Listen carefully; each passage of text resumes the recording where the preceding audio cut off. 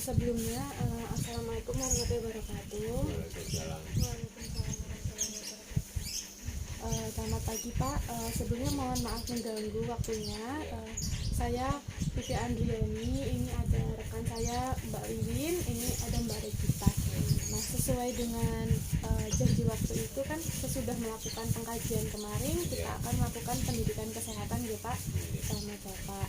Nah, kita juga kemarin sudah membuat namanya asuhan keperawatan untuk mengetahui masalah yang Bapak alami kemarin. Nah, untuk masalah yang kemarin itu lebih fokus ke kesulitan tidurnya ya Pak. Ya, karena kesulitan tidur itu kalau untuk masalah dari keluarganya tidak ada masalah yang serius seperti itu Pak. Nah, untuk pendidikan kesehatan kita kali ini nanti di sini saya dan teman-teman saya akan menjelaskan terkait gagal ginjal yang sudah Bapak alami 3 tahun terakhir ini. Kemudian juga nanti akan dijelaskan kembali sama teman saya terkait pengobatan hemodialisa itu lebih detail lagi gitu pembahasannya. Kemudian nanti juga tentang diet atau pengaturan makan pada kondisi yang gagal ginjal itu seperti apa. Nah, untuk nanti setelah menjelaskan di akhir juga kita akan sampaikan untuk mengatasi kesulitan tidurnya itu Pak. Ya, nanti jadi kita ada kayak video, terus nanti Bapak bisa tonton videonya untuk nanti membantu Bapak supaya bisa enak tidurnya gitu Pak. Ini Mbah minum ya.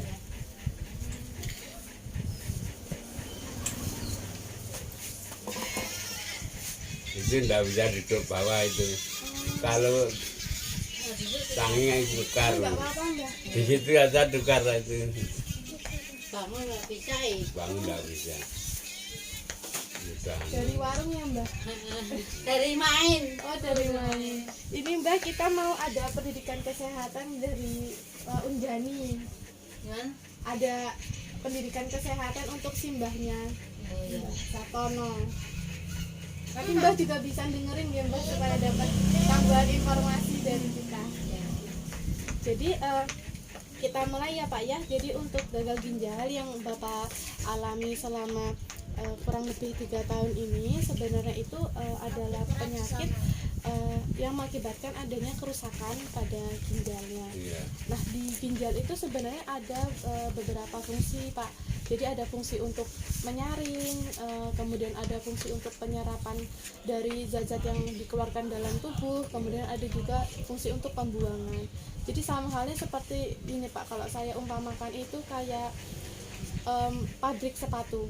Tubuh kita itu kayak mesin gitu Pak. Nah, kita kan memproduksi sebuah sepatu, pasti ada zat, pasti ada sisa kayak entah itu solnya, entah itu kainnya, dan itu kan nggak perlu dipakai kan Pak, harus dibuang.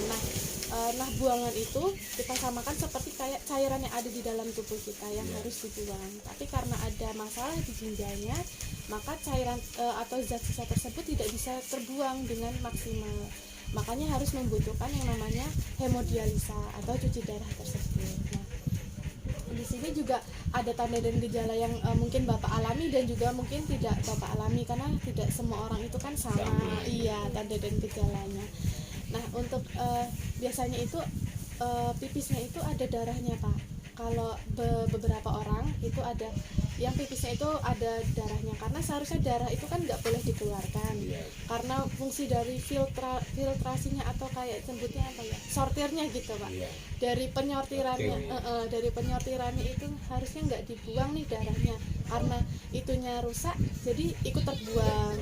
Jadi ada darahnya. Dan juga biasanya kalau waktu pas pipis itu urinnya atau air pipisnya itu kayak berbusa Pak, karena ada zat-zat yang tadi itu yang harusnya nggak terbuang ikut terbuang, jadi ada seperti busanya.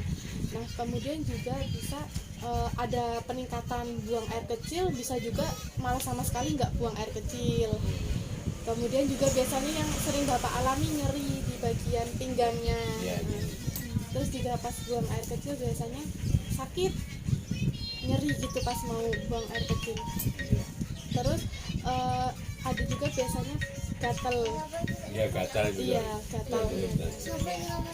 Itu kalau diminumi katerin mandi mari enggak? Oh, kalau gatalnya itu karena itu Pak, karena peningkatan ureumnya. Oh, Kalau misal ureumnya tinggi, biasanya memang langsung gatal badannya. Terus ada juga yang ditakutkan sama ibu kemarin itu takut sesak nafas. Nah, kalau sesak nafas itu karena cairannya Pak.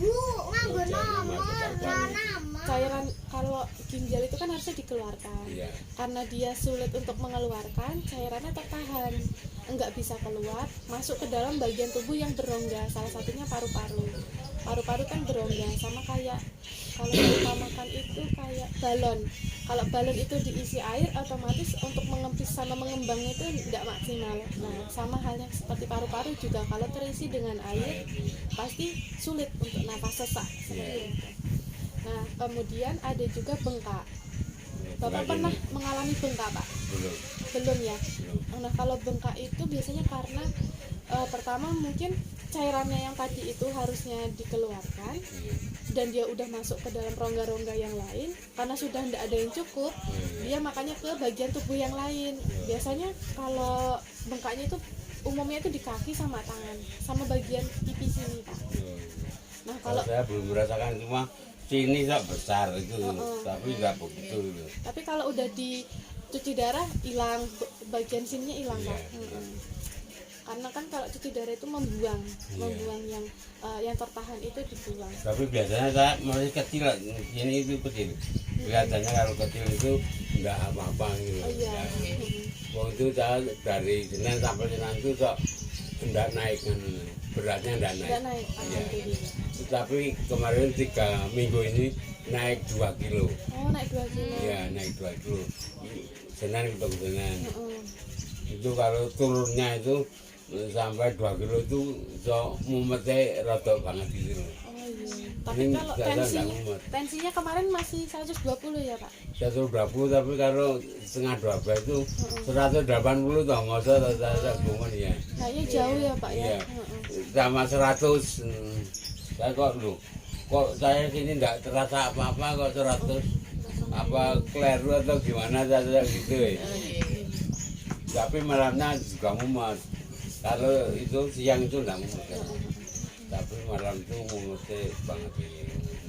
Biasanya sehari sehabis cuci darah rasanya kayak gitu ya, Pak? Iya, pagi masih mumetnya. Oh, tapi kalau udah selesai 1 hari itu udah enggak mumet lagi? Iya, enggak mumet. Oh, mungkin efek dari cuci darahnya itu ya, Pak ya?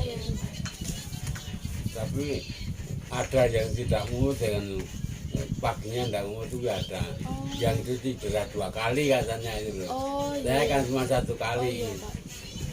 Cuma 1 kali. Saya itu katanya tuh yang baik itu 2 kali. Tapi saya enggak suka yang 2 kali. Jadi cuma yang sekali. Nah, cuma 1 kali. Tapi ada juga kemarin tuh yang disuruh 2 kali enggak mau loh. Heeh. Terus cuma 1 kali berapa minggu meninggal. Oh. Meninggal sesak orang itu loh. Oh iya. Meninggal. Saya kan sudah 3 tahun enggak apa-apa 1 kali. Itu baru 3 minggu itu meninggal ada. Jadi memang Ya itu para penyakitnya kan lain-lain. kondisi setiap orang kan beda-beda. Kalau yang biasanya Bapak temui di sana pada udah usia lanjut semua, Pak? Enggak, itu mah 40, 45 itu udah 5 tahun. Oh, iya. Saya kan umur 70 sudah 3 tahun. Heeh. Oh, berarti enggak itu ya, Pak ya? Ya. Ada yang masih muda, ada SMP ya ada itu. Saya sudah. Tapi katanya kalau putri belum punya anak terus cuci darah itu enggak bisa punya anak katanya.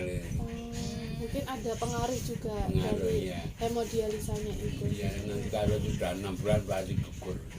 Ada yang bilang begitu perawat. Karena emang penyakit gagal ginjal itu kan bukan penyakit yang bisa disepelekan gitu, Pak. Iya. Tapi ada yang umurnya sampai 10 tahun sudah enggak ada, ya ada Bapak. Iya. Kalau yang masih umur 43 atau 46 itu sudah 6 tahun atau nanti sampai apa itu? Iya. Gagal darah.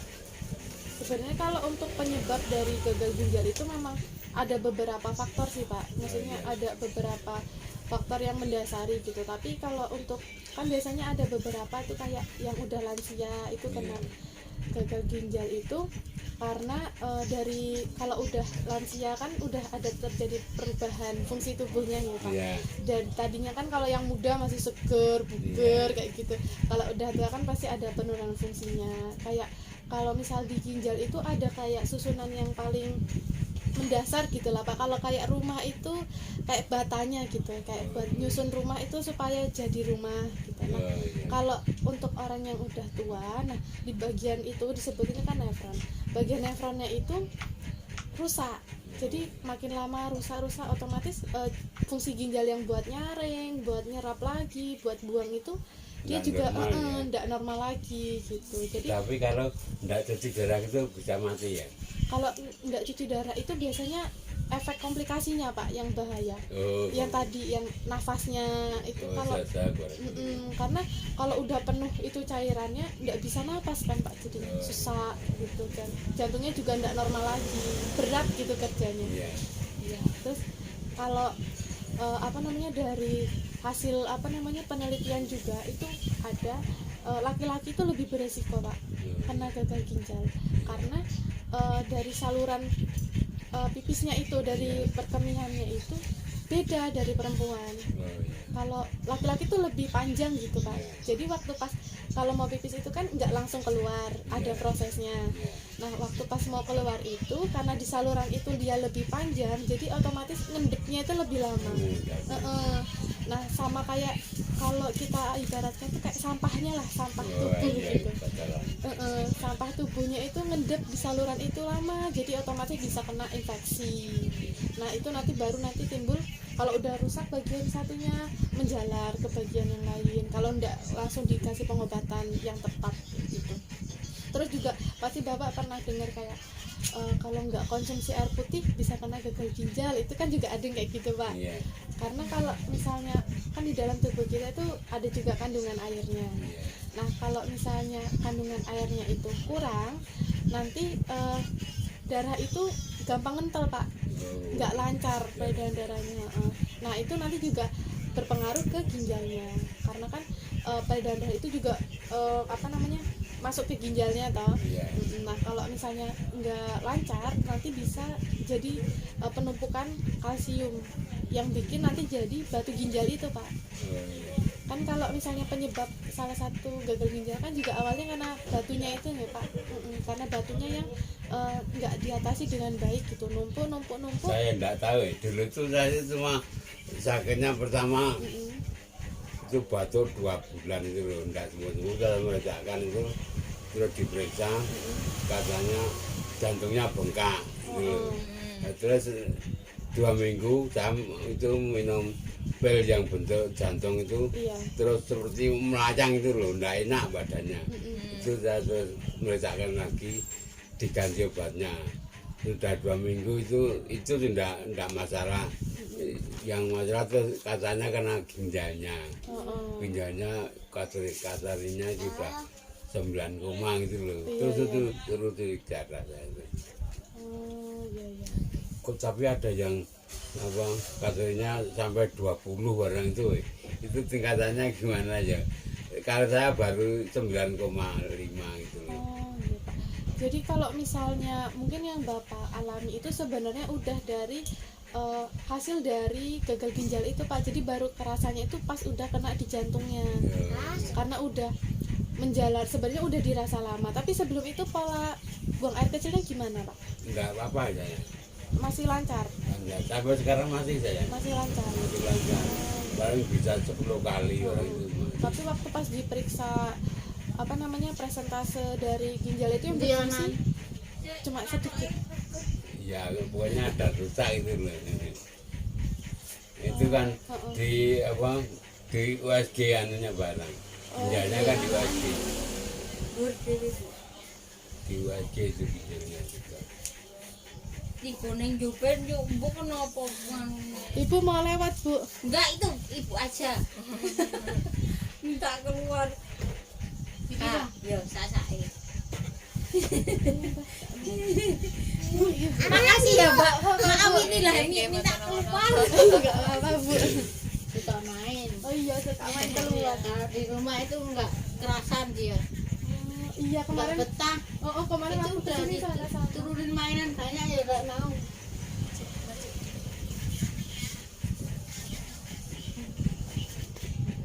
Nah. Oh, nomornya.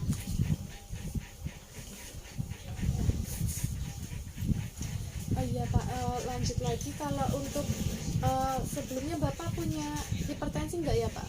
Iya, saya bukan tidak pernah. Udah Tapi pernah. tidak lama. Oh, Tidak pernah saya itu 230. Itu terus minum kartol 2 minggu sudah normal lagi. oh. Terus sudah normal terus itu. Ya paling 150 berarti. Tapi sekarang udah enggak ada ya Pak ya? Ya sekarang masih kok 180 gitu loh saya bungon ya. Oh enggak stabil. Iya. Jadi kalau ternyata itu hipertensi juga bisa nyebabin gagal ginjal itu Iya, Pak, iya. karena peredaran darahnya tidak normal. Jadi darah yang harusnya masuk ke ginjal itu kan ada ada beberapa darah yang peredaran darah di ginjal itu kan. Nah karena kena hipertensi ataupun kena diabetes itu, jadi fungsi ginjalnya itu juga berkurang. Jadi kayak salah satu faktor penyebabnya lah gitu juga, penyakit hipertensi itu juga bisa menyebabkan gagal ginjal itu sendiri. Saya dulu itu mungkin asam urat itu juga. Asam urat saya sudah pernah 14. Di laborannya 14. Itu baru sakit terus laboran ke Wisma itu 14 sudah pernah.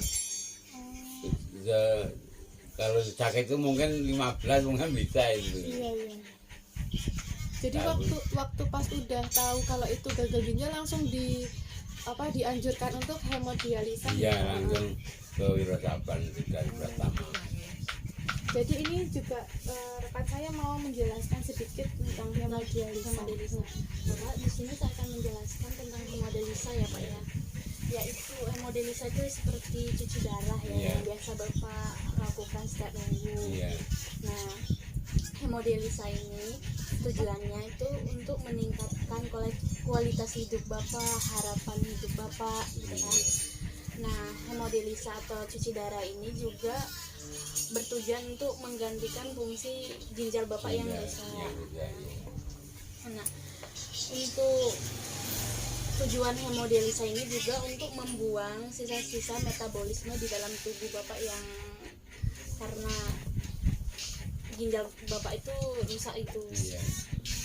Nah, untuk efek sampingnya itu udah dijelaskan sama rekan saya Mbak Bibi tadi ya Pak ya, tekanan darahnya itu nggak stabil, bisa tinggi, Iya bisa itu. rendah. Itu sudah hampir selesai itu kok malah 180 sama Iya.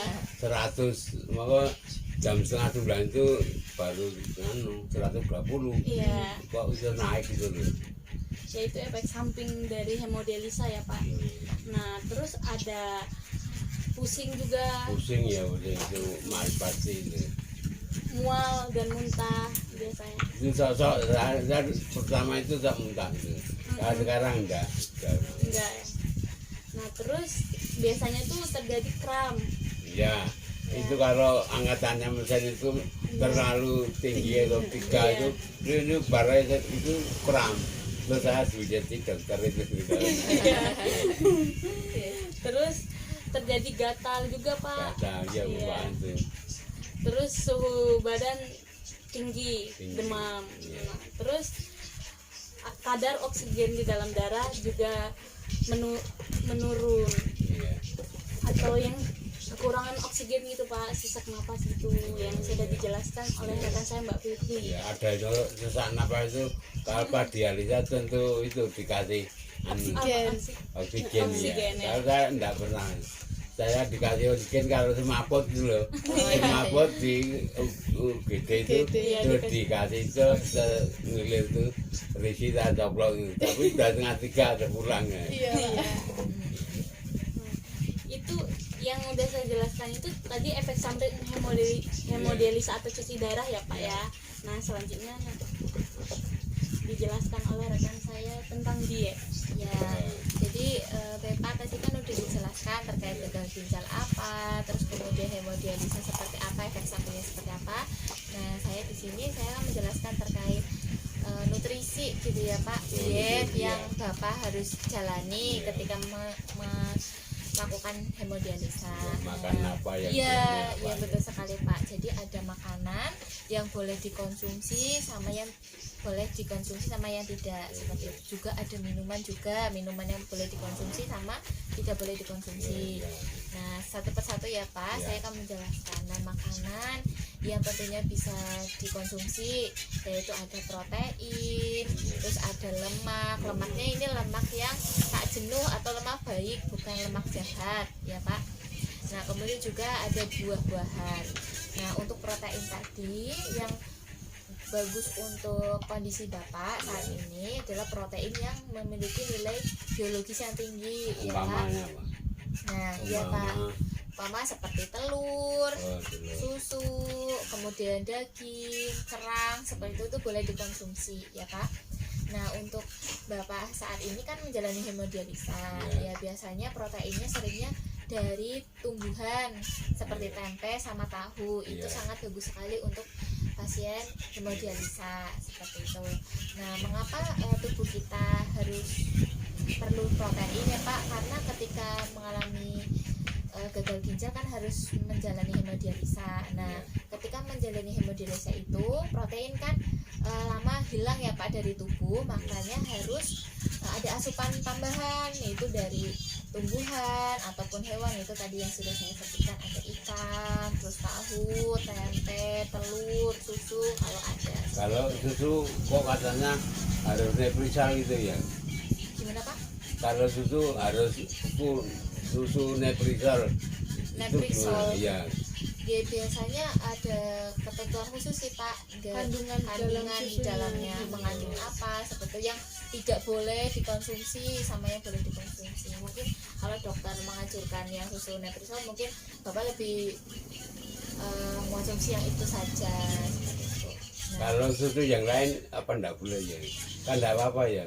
gak apa-apa, tapi jangan mengkonsumsinya jangan terlalu banyak Pak. Biasanya kan kalau kan Bapak kan kondisinya tidak stabil gitu, belum stabil sekali. Kita juga mengurangi terkait cairan Bapak juga nggak boleh terlalu tinggi. Nanti kalau terlalu tinggi malah nanti mengakibatkan bengkak pada tubuh Bapak gitu ya. Nah, tadi kan udah ada makanan yang boleh dimakan ya Pak ya. Kalau lemak, nah lemaknya yang tadi yang boleh dikonsumsi nih berasal dari minyak Pak, tentunya minyak nabati yang boleh dikonsumsi, terus minyak jagung, terus juga minyak zaitun kalau ada, seperti itu ya Pak. Nah, kalau yang makanan yang tidak boleh, kalau yang makanan yang boleh dikonsumsi ya Pak, itu ada, kalau yang tidak boleh dikonsumsi ada sayuran sama buah-buahan. Buah itu enggak boleh katanya. Iya, kalau yang boleh dikonsumsi cuma pepaya Pak. Iya, Pepaya, anggur bisa, apel juga bisa. Ya, kalau yang tidak boleh dikonsumsi pepaya, karena kalau pisang tidak boleh dikonsumsi karena mengandung kalium Pak. Kaliumnya tinggi, ya. Kaliumnya tinggi, jadi nggak boleh, nanti malah berat kerja ginjal sama juga jantung. Kalau digoreng atau digodok gimana?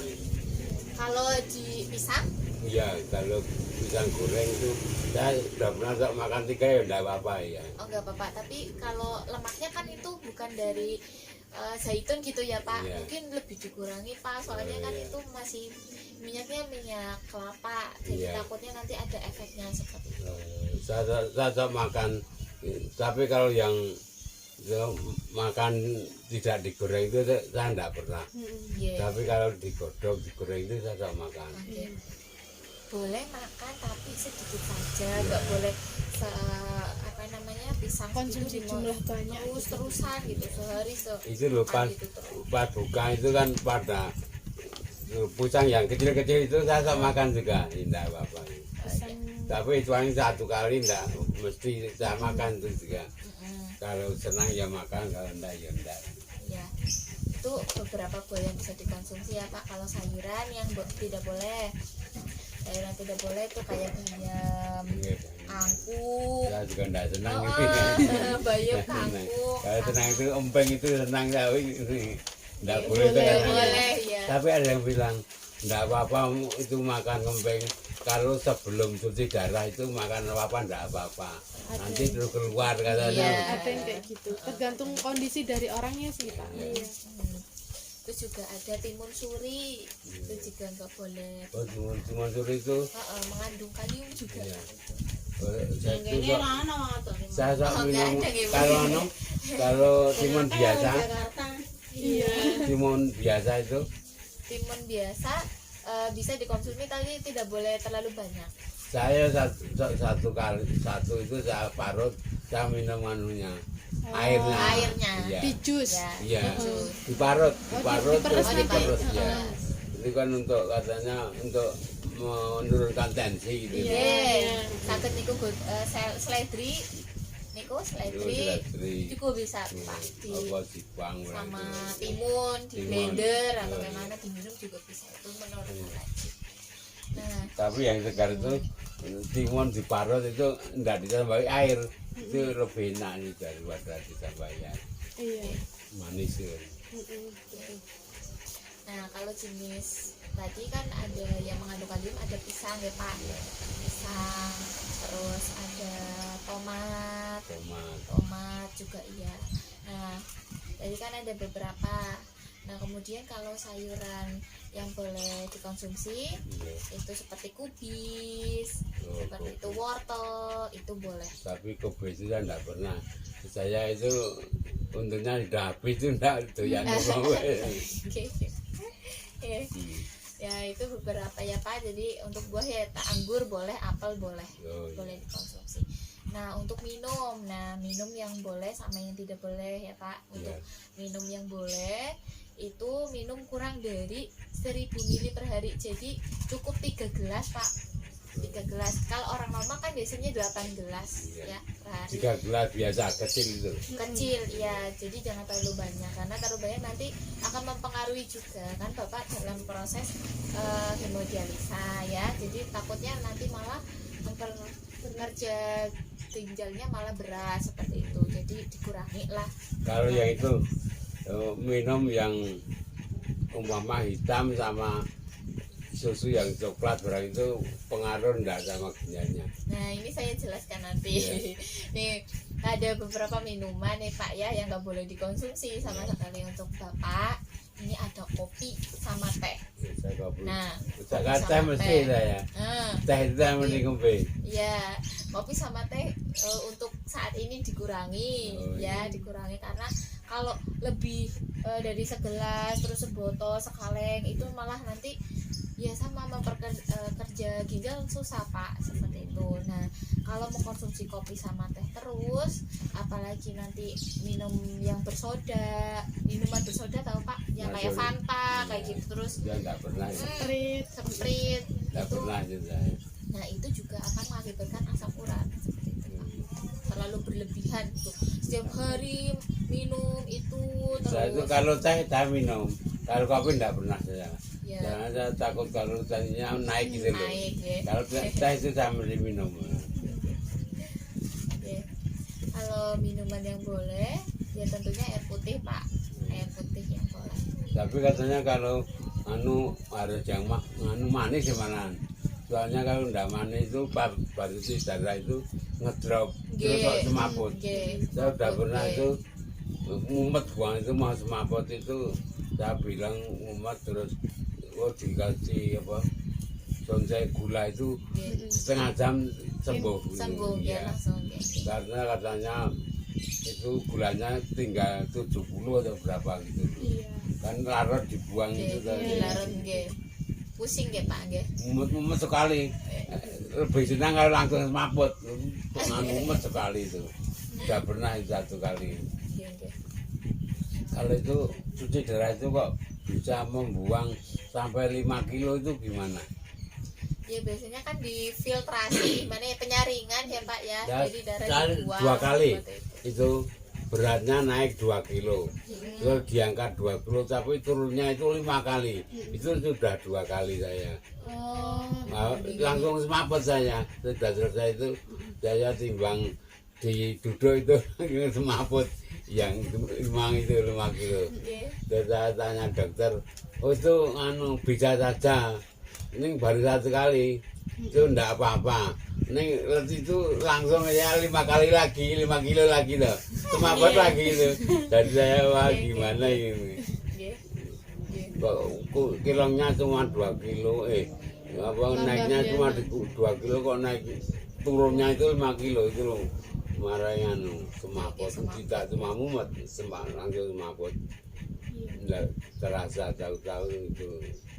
Mungkin semaput itu sama kencing sama berak barang gitu ya. Saya tempat jadi. Terus saya seperti ganti celana lah gitu.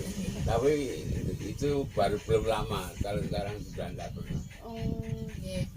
Baik Pak, jadi udah selesai yang tadi untuk yang pertama. Ya. Ada pertanyaan apa tidak Pak?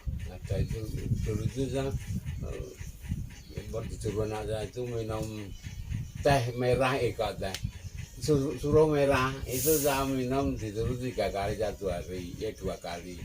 Itu anggrek cuci darah itu saya mesti mumet atau semaput. Terus saya tidak minum itu tidak semaput, terus tidak minum. Terus itu anak saya kan bilang ini disuruh minum apa teh suruh merah 1 hari 2 kali, terus 1 hari lagi kencur sama madu untuk nambani gagal ginjal katanya gitu. Nah, tapi saya terus minum itu suruh merah kok semaput, saya terus tidak minum tuh tidak semaput saya. Karena itu menurunkan zat gula gitu. Oh, nggih. Teh Pahit sekali tuh teh suruh merah. Suruh merah. suruh merah. Sirih merah itu loh. Pahit itu menurunkan zat gula. Berarti kalau tidak larut lebih dalam lagi mesti semaput terus saya. Nggih, soalnya kan itu nurunaken gula. Iya. Apa nanti malah ngedrop bapaknya. Iya, saya terus tidak minum itu kok terus tidak pernah semaput. Nggih. Jadi dikurangi mawon niku. Angger ajeng hemodialisa niku dikurangi takutnya kan bapaknya semaput niku. Tapi saya belum nyoba ya. Kalau dino itu Selasan berarti itu minum apa suruh merah itu gimana ya ini? Sampai Jumat itu gimana ya ini? Oh, Pengaruh enggak ya ini? oh iya. Soalnya kalau itu apa namanya? Kalau suruh merah itu kan tujuannya untuk menurunkan gulanya itu. Iya. Nah, kalau di dalam tubuh itu kan sebenarnya memang harus ada gulanya, Mbak. Itu kan Ya, karena buat apa? Berapa persen? Karena untuk gulanya itu diolah jadi energi juga. Kalau gulanya kurang, lemes, ditambah harus hemodialisa itu kan kayak sama aja mengeluarkan. Ada yang terbuang. Iya, ditambah karena proses hemodialisa itu makin lemes, karena itu bikin bapaknya semaput karena mungkin gulanya itu juga berkurang drastis. Iya. Nah itu kalau soal kok bisa itu berkurang 5 kilo itu berupa air apa langsung keluar di di mesin itu ya? Nggih. 5 kilo itu ya. Dan 65 sampai jadi 59 udah pernah itu. Tapi kalau sekarang saya beratnya cuma 62, besok 64, terus turun lagi 62. Kemarin waktu pas hemodialisa sebelumnya berapa beratnya? Beratnya 64,1, terus turun itu 62. Itu enggak apa-apa nih ya rodamu mesti. Itu yang waktu pas turun 5 kilo itu kapan, Pak? Udah lama. Udah waktu awal-awal. Iya, awal. Saya kok bisa 5 kilo cuma 2 kali itu saya. Kok bisa saya terus pindah mesin dia gitu tuh. Itu kok juga kelong 5 kilo. Saya kira mesinnya rusak, saya pindah itu kok juga sama ya. Iya ya dulu saya nyoba mesin yang lain. Ternyata sama saja. Mungkin kalau pas turun 5 kilo itu karena masih awal-awal, Pak. Karena kalau awal-awal itu kan mungkin masih sebelumnya itu kan zatnya masih banyak yang numpuk tuh. zat sisa buangannya tuh banyak yang numpuk, jadi waktu itu dibuang semua karena masih awal, jadi turunnya banyak gitu. Iya, tapi malah semaput. Nggih. Kalau proses pemulihan itu dari dokter dianjurkan apa, Pak? Enggak pernah dianjurkan. Dokter itu cuma kalau datang ya cuma dikasih obat. Diagnos itu apa biasanya dikasih gitu, asam palet, terus furosemid, sama apa osteokal apa itu untuk suplemen itu untuk balut tulang dan gigi itu. Terus lainnya itu enggak pernah kalau enggak minta. Tapi saya minta meloxicam ya minta, flamar itu juga minta. Untuk itu sakit terus ini baru tidak kita minta untuk. Tapi sekarang suruh beli sendiri. Oh iya, enggak ada kata. Ini di Ngirotaban enggak dikasih di itu pertama, sekarang juga enggak dikasih, enggak ada itu. Cuma diresepin aja. Iya, suruh beli. Enggak ada pakai resep bisa. Udah hafal ya, Pak? Iya, Pak.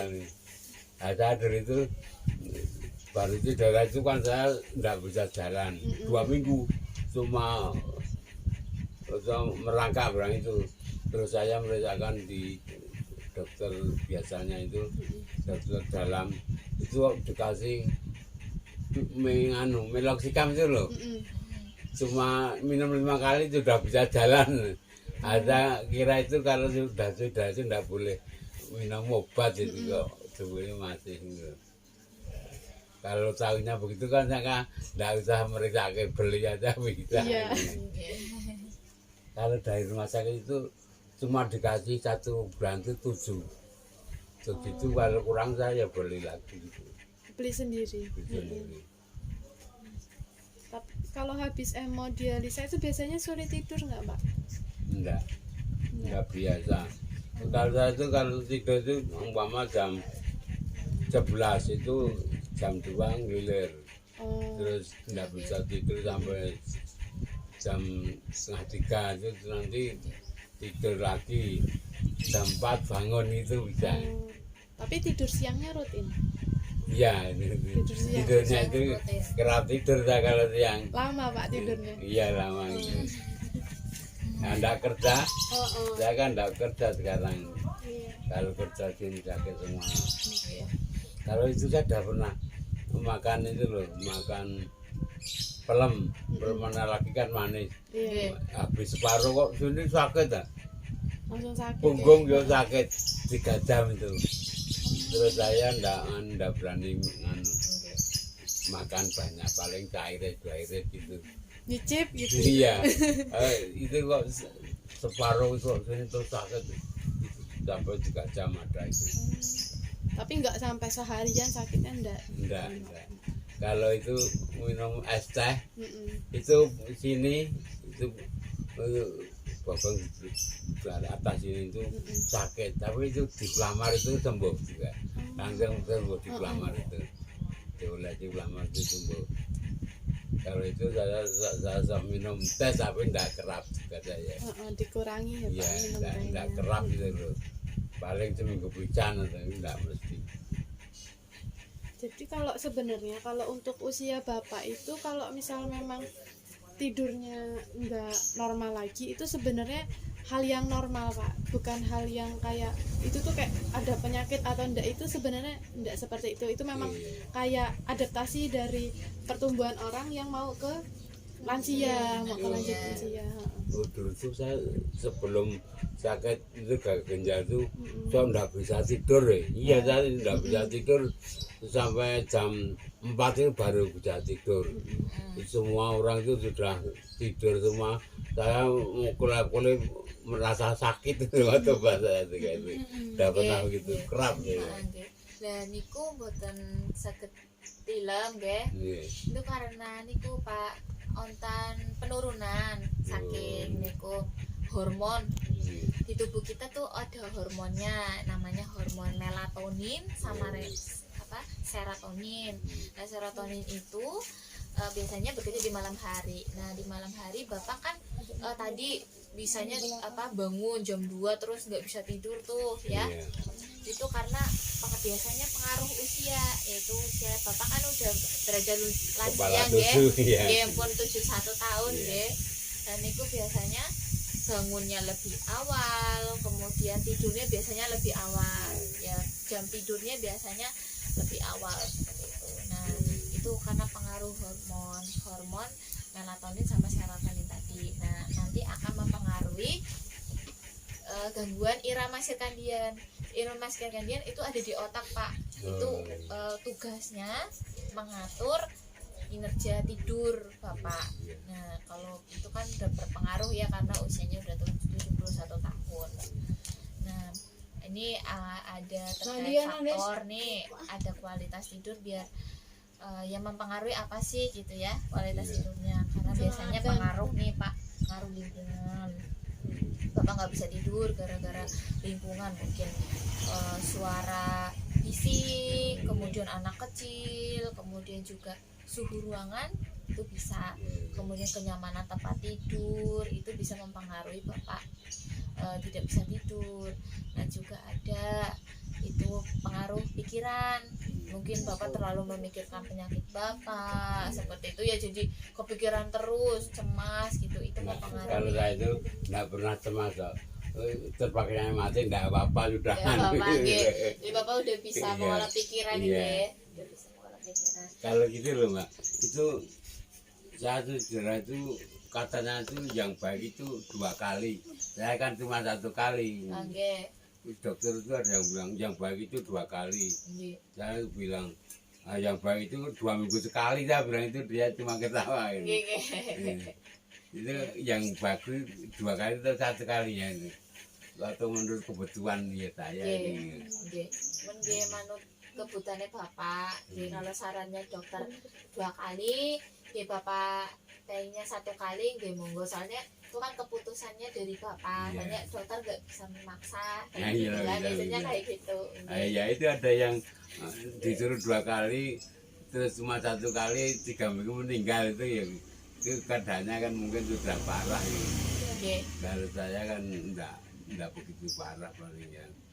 Saya sudah 3 tahun cuma 1 kali ya. Kalau 2 kali itu saya mumetnya itu baru berapa hari itu sudah mikir ke rumah sakit lagi gitu. Kan di sana tidur 5 jam, kita harus bawa makanan, minuman, harus ada yang ngantar orang itu loh. Saya pegai 2 kali. Terus saya itu yang dengar itu yang meninggal itu kok yang mesti 2 kali itu loh. Yang 1 kali jarang ada yang meninggal itu. Kerup-kerup ini mati mesti yang 2 kali ya. Jadi kan ada 2 itu pak, anak pengaruh lingkungan, terus fisikis atau pikiran gitu pak, terlalu cemas, terlalu ketakutan seperti itu. Nah kemudian juga ada karena pengaruh penyakit, biasanya kan namanya bapak nggak enak badan seperti itu, kurang nyaman, biasanya itu akan mempengaruhi kualitas tidur. Biasanya terjaga dalam tidur gitu, nggak bisa merem-merem ya udah jam segini gitu, nggak bisa merem, mungkin bisa saya kalau siang itu ya tidur ya. Saya jam 2 itu tidur sampai jam 4.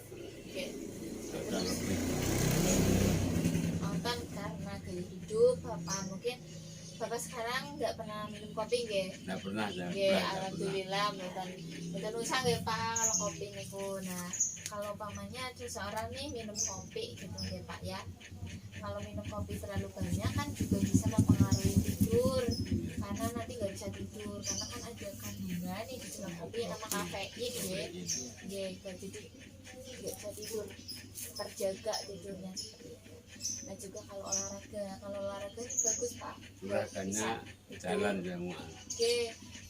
Biasanya kalau olahraga capek seperti itu kan biasanya akan merangsang tidur. Tidur ngantuk, cepat ngantuk. Nah itu bisa alternatif lain buat olahraga. Saya sepeda sama jalan. Kalau senam jarang itu nah. Nah, Bapak, di sini saya ada upaya pencegahan agar Bapak nggak terbangun di tengah malam ya.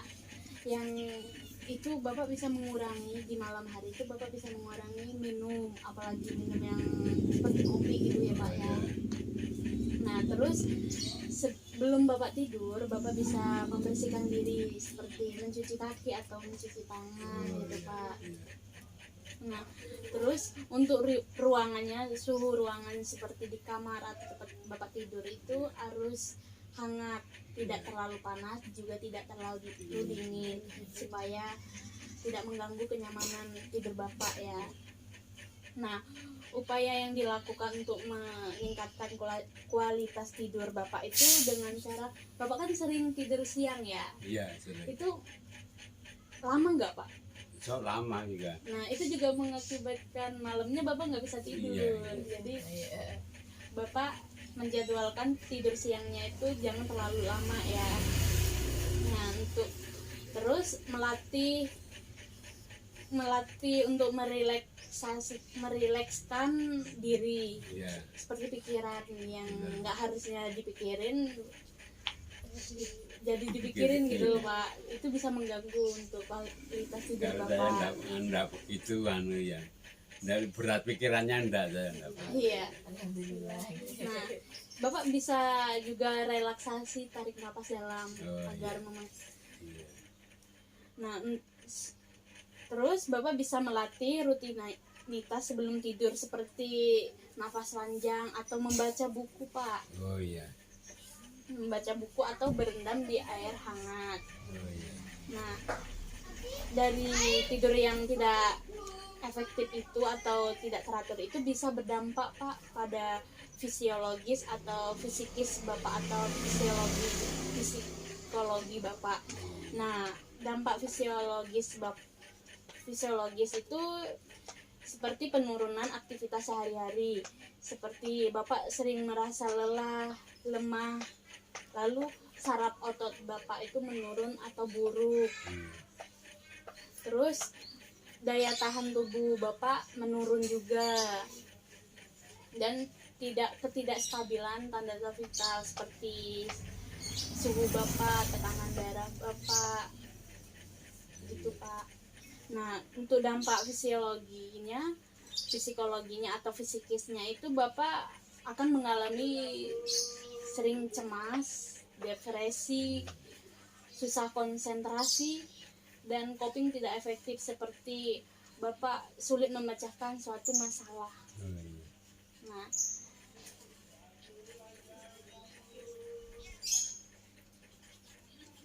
selanjutnya ini Pak ada namanya kayak terapi relaksasi nafas rileks.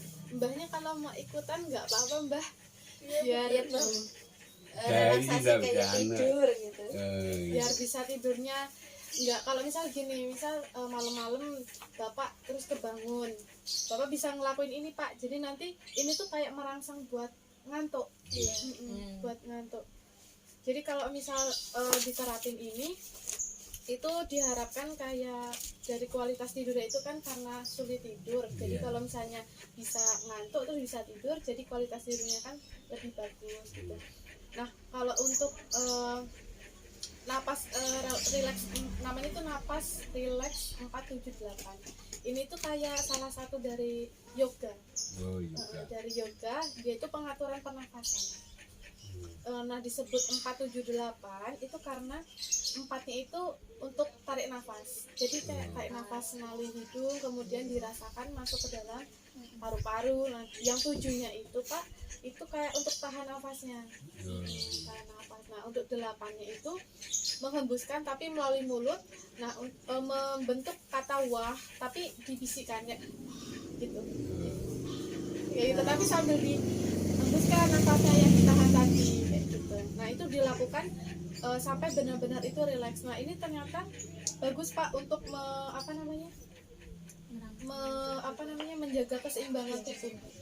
Kayak misal ada stres pikiran ataupun apa, ini juga bagus untuk melancarkan peredaran darah juga. Jadi kayak otot-otot yang tegang itu karena habis aktivitas jadi rileks. Kalau Bapak kan mungkin habis hemodialisa dirasa badannya enggak enak, bisa diterapin supaya lebih rileks kayak gitu Kak. Nah ini saya ada videonya, nanti Bapak bisa lihat, Ditonton dulu.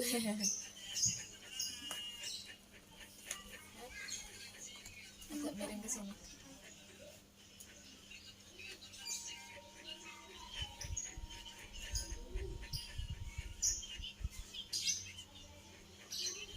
Saya akan berbagi sebuah teknik self healing yang sangat sederhana dan Anda bisa lakukan kapan saja. Teknik ini saya sebut dengan nafas relax 478.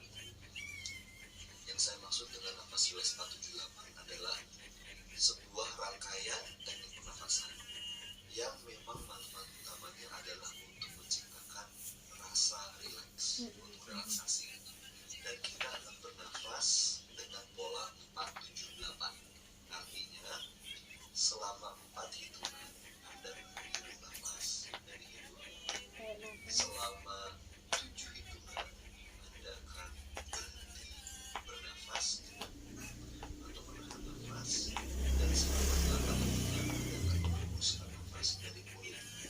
Menghembuskan nafas dari mulut untuk teknik ada cara khususnya, yaitu Anda membisikkan bunyi H selama 8 hitungan.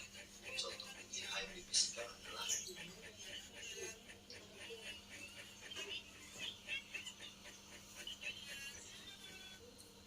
Itu sambil dikeluarin Pak nafasnya. jadi Anda tidak membunyikan H, tapi dibisikkan, dan bukaan mulut harus cukup lebar untuk menciptakan efek relaksasi.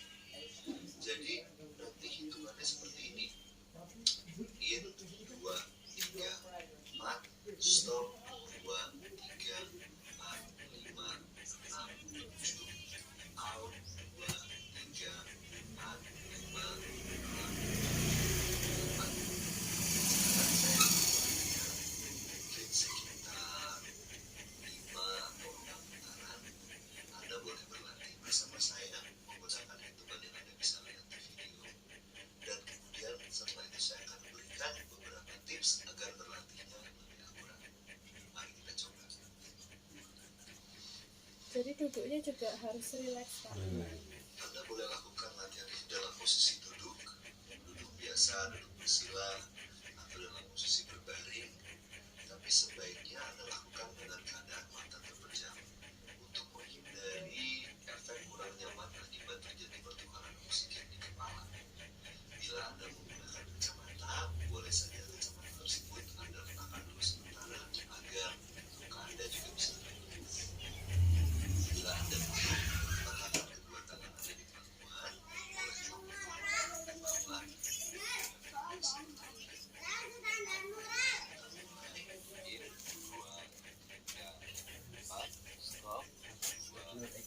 Nih, mohon bayar dari Mungkin Mas 29.700. 29.700.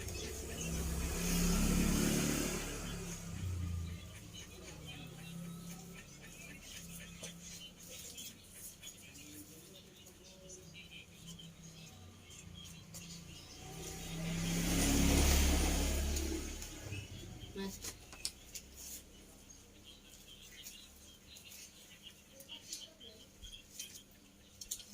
29.700. Wait.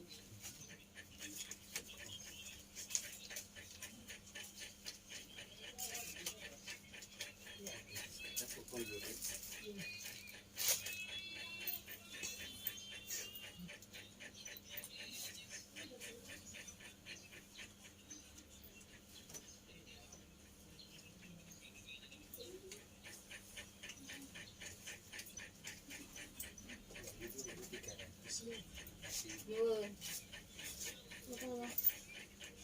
Nggak tahu itu. Katrok paling.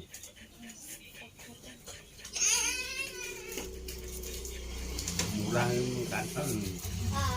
Boy, anu, dong. Dimulai lagi ya Pak. Ya.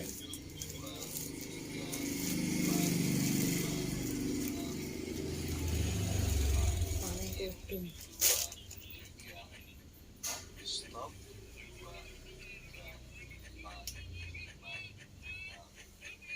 Out.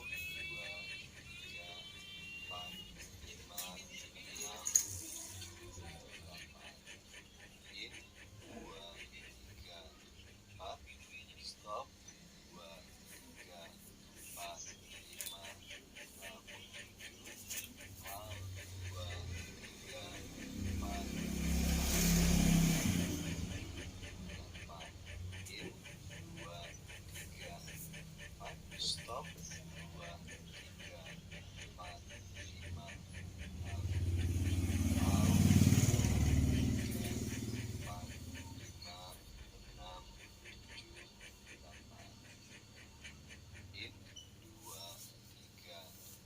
berapa kali? Kalau ini 5 kali, 5 siklus. 5 siklus ya. Kalau satu siklus itu udah termasuk tarik nafas, tahan nafas sama Buang nafas. buang nafas. Untuk regulasi. Iya, untuk rileks badan. Ini udah selesai.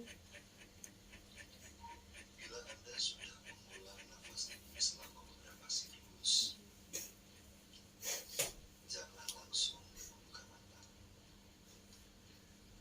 Tunggu sejenak hingga nafas alami Anda kembali normal.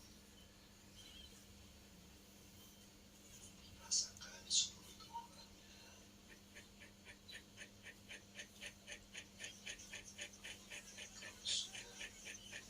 Kalau sudah merasakan melalui bongkar keterlaluan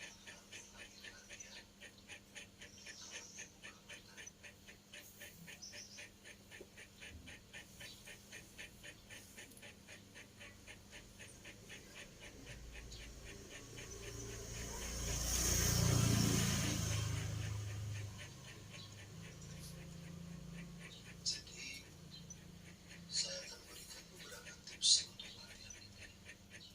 Pertama, upayakan agar nafas Anda benar-benar waktu nafas masuk benar-benar 4 hitungan, tidak lebih, tidak kurang.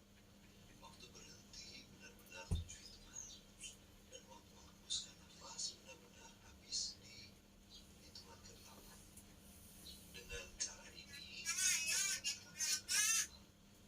pertama-tama menghitung sambil bernafas kadang-kadang agak sulit, tetapi setelah 2-3 hari berlatih Anda akan bisa melakukannya tanpa upaya yang diinginkan sama sekali. Ini adalah salah kebiasaan. Juga ingat membuka lebar mulut yang cukup, dan Anda bisa mulai mencoba latihan nafas ini mungkin 3-5 menit beberapa kali sehari. 2 waktu terbaik yang saya temukan adalah bangun tidur di pagi hari dan juga sebelum tidur di malam hari.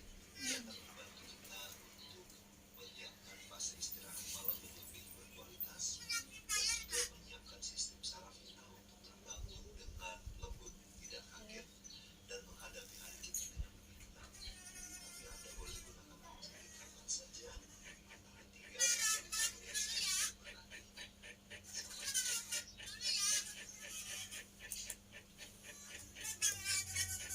Jadi kalau untuk relaksasi nafas ini sebenarnya gampang ya Pak, gampang dilakuin. Yang penting ketika catatan yang harus diperhatikan waktu relaksasi itu harus benar-benar konsentrasi.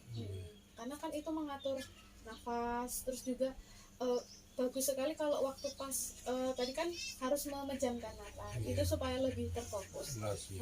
Ketika udah terfokus, beban-beban yang ada di pikiran sudah hilang, kemudian melakukan ini, ketika tarikan nafas itu benar-benar sampai merasakan kayak ada udara yang masuk ke dalam paru-paru, kemudian sampai kemudian dikeluarkan nafasnya, itu seperti kayak sambil otot-otot yang di dalam tubuh ini kayak semakin kayak enteng gitu, semakin enteng. Nah, waktu pas menerapkan ini juga itu harus lingkungannya juga harus tenang. Kalau malam hari kan pasti tenang, enggak berisik. Yang penting catatan yang tadi juga disampaikan teman saya, kalau misalnya tidur siang juga enggak boleh terlalu lama, supaya kalau malam hari juga waktu tidurnya cukup. Nah, sekarang kita akan menerapkan yang tadi, yang relaksasi ini pentingnya.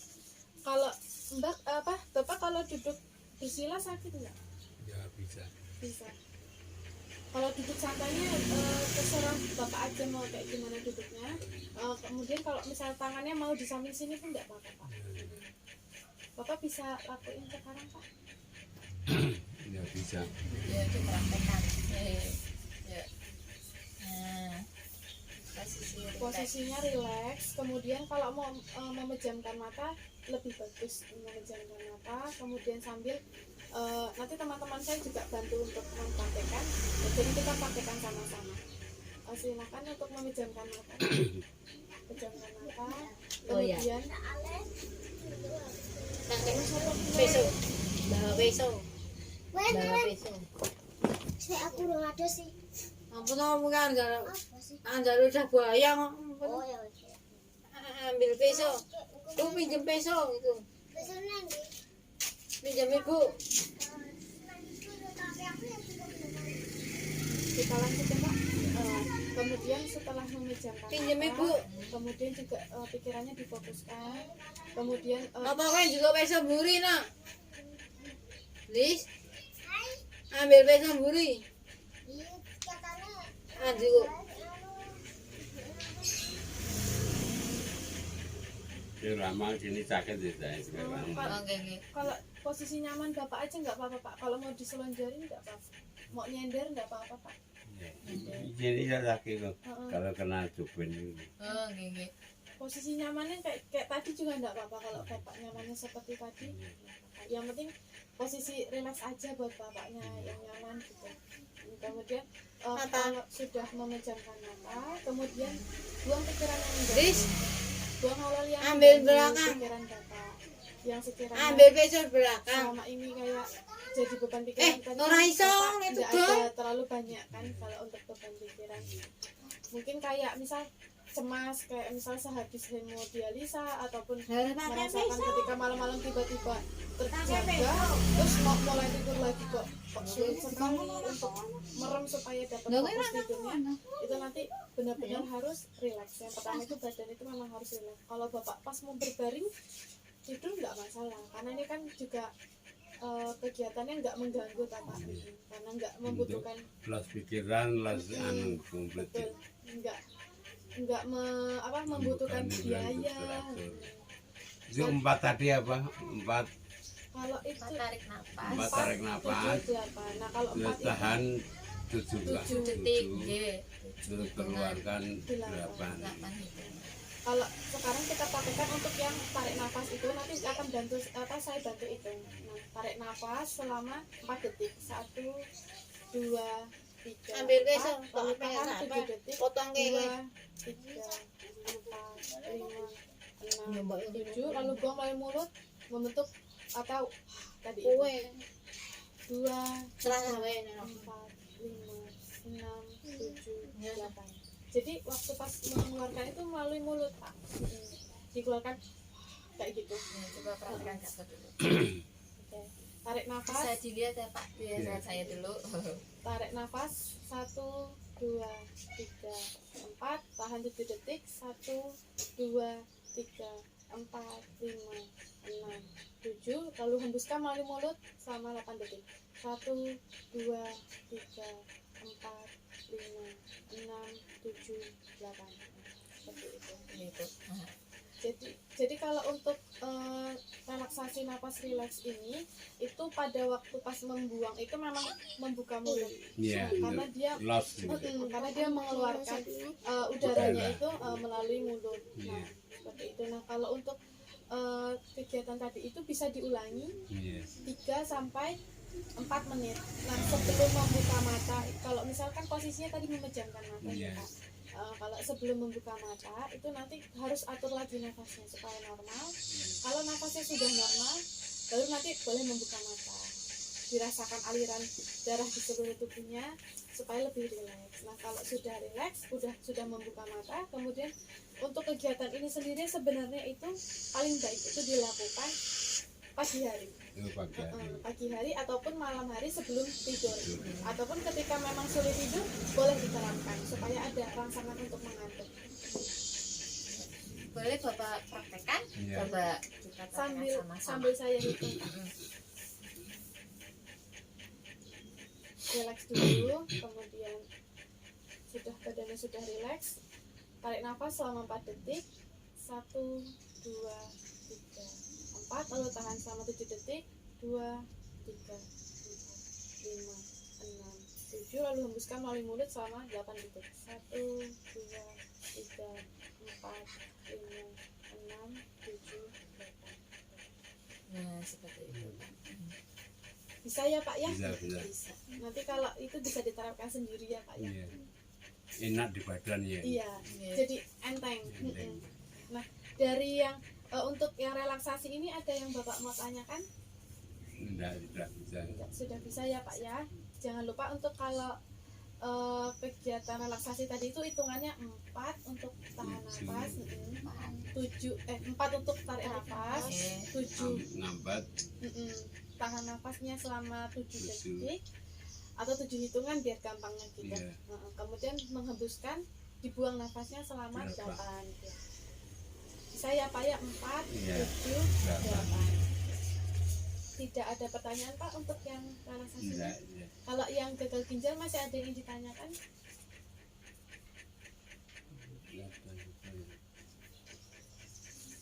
Ya itu yang bagi itu dua kali atau 1 kali gitu. Yang apanya Pak? Itu di darah itu Oh, cuci darah. Yang itunya dalam 1 minggu 1 minggu. Kalau dari dokternya dianjurkannya itu 2 kali saya gitu. oh saya 2 Dalam 1 minggu nggih Pak? Iya. Tapi saya cuma 1 kali. Tapi sudah 3 tahun kan enggak apa-apa juga. Kalau 2 kali itu maksudnya antara Senin sama Rabu atau Sama Kamis, iya. Oh, Kalau itu kalau bersihnya itu 1 minggu dicuci 2 kali kan lebih bersih ya. iya, betul. Tapi ya pengaruhnya nanti mungkin itu cepat melentung-lentung itu juga nih. Bekas Iya, jarumnya. iya. Ini kan masih dikatakan masih kita dorong jendol juga itu jalur coklat itu loh. Tapi kalau dari Terus itu loh, itu wajahnya itu biasanya itu malah hitam katanya. Itu yang bilang istrinya itu baju darah kok itu kulitnya malah hitam itu lainnya itu. Kalau 2 kali kan cepat hitam itu. Kalau saya kan 1 kali mungkin ya tidak secepat hitamnya yang 2 kali ya. tapi kalau kata dokter walaupun Bapak enggak 2 kali cuci darah, ada apa yang dokter sampaikan gitu Pak harus 2 kali nih atau enggak apa-apa Enggak 1 ada. kali enggak ada. Itu yang dokter Pratika itu 1 kali enggak apa-apa kalau enggak ada rasa apa-apa itu. Nonton keluar. Itu nganu kok wajah bapak itu enggak begitu kelihatan pucat gitu loh jangan. Jadi kalau memang kalau untuk yang cuci darah 2 kali itu mungkin yang biasanya itu udah sekiranya terlihat bengkak badannya. Kalau bengkak itu memang harus cepet-cepet apa hemodialisa karena bahayanya tadi itu Pak komplikasinya ke sesak napas. Sana apa ya. Kalau masalah wajah pucat itu biasanya karena kandungan dari ureumnya. Kalau kandungan ureumnya tinggi biasanya pucat itu juga efeknya gatal-gatal itu. Iya. Itu cuma satu dari Senin sampai Kamis itu sok naiknya 4 kilo ya. Saya kan 1 minggu cuma naik 2 kilo paling banyak. Saya memang enggak itu stabil ya sudah pernah. Kalau pas puasa itu paling naik 2 on itu. Tapi turunnya juga cuma 2 on gitu ya. Kalau puasa karena Bapak puasa judengan Pak ya? Ya puasa, tapi kalau cuci darah enggak. Enggak. Enggak. Jadi 1 bulan tuh ya enggak cuci darah, enggak puasa 4 kali, enggak 5 kali. Per minggunya gitu ya. Iya.